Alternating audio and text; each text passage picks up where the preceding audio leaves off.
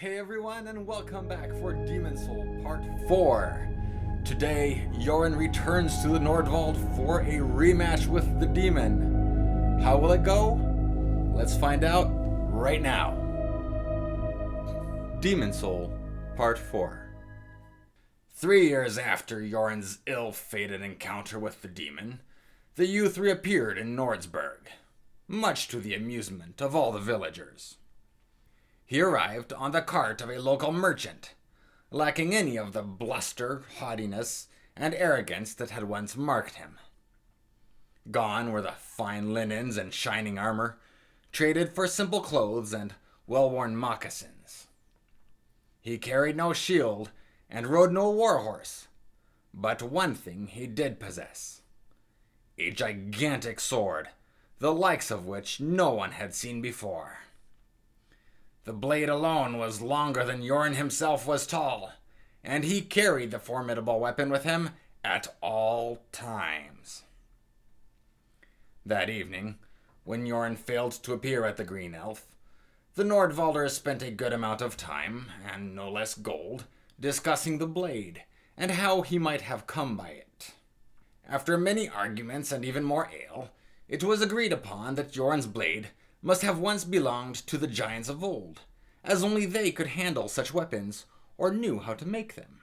As giant blades were exceedingly rare, and hence of extraordinary value, despite their utter uselessness in battle, it was conceded that Yoren must have obtained his steel through some most vile subterfuge, as no honest man could have come by such a treasure.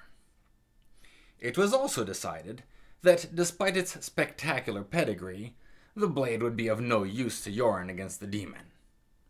If anything, the blade's unwieldy length and considerable heft would only help precipitate the lad's imminent demise. Many a man that evening speculated that when Yoren set off the following morning, he would not be heard from or seen ever again. And in this they were nearly right. The lad would not return again to Nordsburg for many years. And by the time he did, Yoren Vorenthal, as they knew him, would exist no more. The following morning, when Nordsburg awoke to the rooster's crow, Yoren was already long gone. He journeyed deep into the mountains, across rivers and forests, tracking down the shadow demon by night and by day.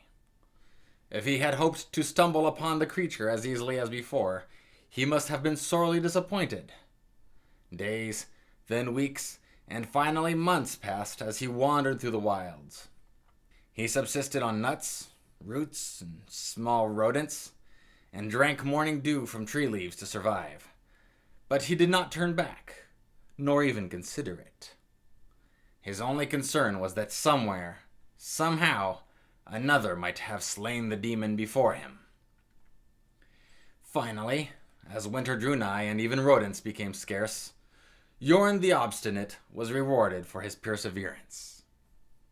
One night, as he sought shelter from an overhang at the foot of a nearby mountain, he inadvertently stumbled across the near-invisible opening of a narrow cavern. As he crouched there in its shadow, shivering with cold, his wandering eye came upon the barely recognizable remains of a gigantic man. The body was decapitated, and almost beyond recognition as human, were it not for the cadaver's breastplate. The once glimmering steel plate had been melted into the man's chest, fusing with his chainmail until it dripped over the bones of his rib cage before solidifying once more. There were many creatures in the wilderness that could fell a man, even one of such size, but only one was capable of melting a man's armor in such fashion. It took Yoren less than a week after this fortunate discovery to track down the demon's lair, and thus the creature itself. The beast was every bit as gigantic and terrifying as he remembered it. Larger than the leviathans of old, it towered above the trees whenever it surfaced. Its sinews were glistening steel, its muscular body covered in razor-sharp plates. It moved with the grace and sure-footedness of a large cat, silently gliding over the ground with terrifying speed.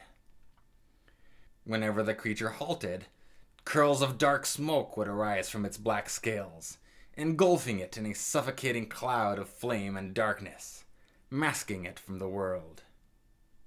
It was truly a formidable beast, which no man nor army could hope to fell. Yet time had taught Yoren a thing or two about patience, so he did not despair nor press his attack.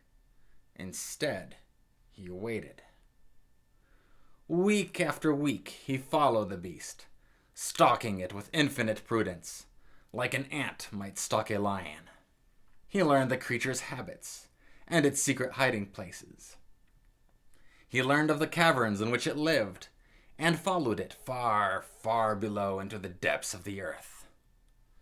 Soon he began to know which rocks it liked to eat, and how often it returned to the surface. He learned to predict its comings and goings, its sleeping patterns, and how to interpret its body language. Yes, Yoren studied his prey like he had never studied before. More weeks passed, and then months, until he no longer even needed to follow the demon. He could predict when it would leave its cave, where it would go, and what it would do once it came back. The Hellspawn was a creature of habit, and Yoren grew ever more intimate with its routines, its humors, its idiosyncrasies, until he knew the demon better than he knew himself. Finally, when there was nothing more that Yoren could learn from watching the beast, he made his move.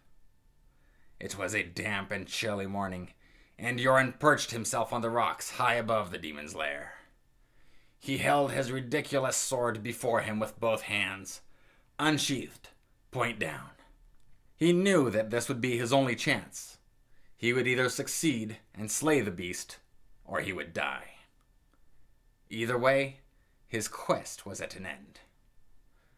Then the demon reared its ugly head, emerging slowly from the cave just as Yoren had known it would. As the beast passed beneath him, its neck extended to clear the cavern's low opening. The fearless idiot leapt from his perch with a mighty yell and fell upon the monster, the entire weight of his body behind his blade. The demon began to turn, startled by his scream, but it was already too late. Using every last bit of his skill, along with a good helping of pure luck, Yoren was able to aim his blade at the beast's neck, just between the plates. The impact from his fall, a good 30 feet at least, drove the blade into the demon's spine like a spike, embedding it up to the hilt, just behind its skull. So that's DemonSoul, Part 4. Let me know what you think about the length of these 7 parts. Are they too short, too long, or just right? Should I consolidate some of them, or leave them as they are? Let me know your thoughts in the comments, and I'll catch you next time.